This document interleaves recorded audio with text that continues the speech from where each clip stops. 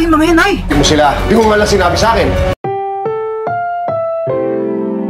Ang programang ito ay rated SPG. Striktong patnubay at gabay ng magulang ang kailangan. Maaaring may masiselang tema, lengguwahe, karahasan, sexual, horror o droga na hindi angkop sa mga bata.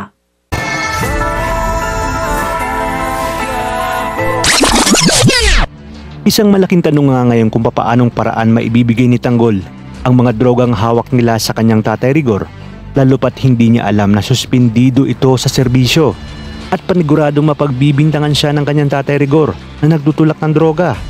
At dahil sa mga desisyong ito ni Tanggol ay napahanga niya si Mang Berting dahil tama umano ang kanyang naging pasya, at maging si Mokang din ay natuwa dahil napapansin niya na talagang nagbabago na si Tanggol.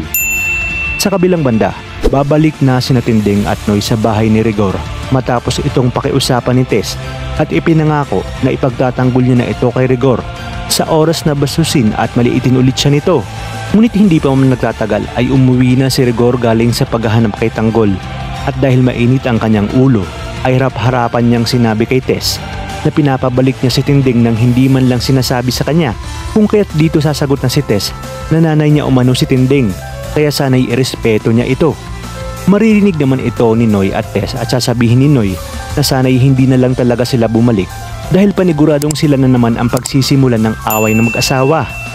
Maya-maya pa ay dumating na rin ang mayabang na si David at sasabihin sa kanyang nanay Tess na kung bakit pinabalik pa ang kanyang lola Tinding.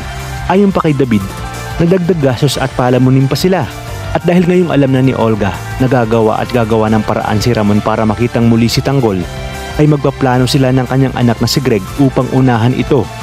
Sasabihin ni Greg na hindi na siya magtataka at marahil mag-ama nga si Tanggol at ang kanyang tito Ramon dahil pareho umano silang mayabang.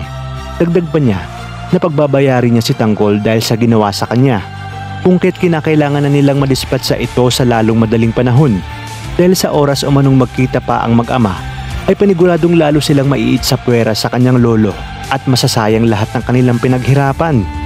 Sa inyong palagay, magtatagumpay kaya ang mag-inang Greg at Olga upang hadlangan ang muling pagkikita ng mag-ama, o sadyang tadhana na ang gagawa ng paraan para sa muling pagkikita ni Tanggol at ng kanyang tunay na amang si Ramon?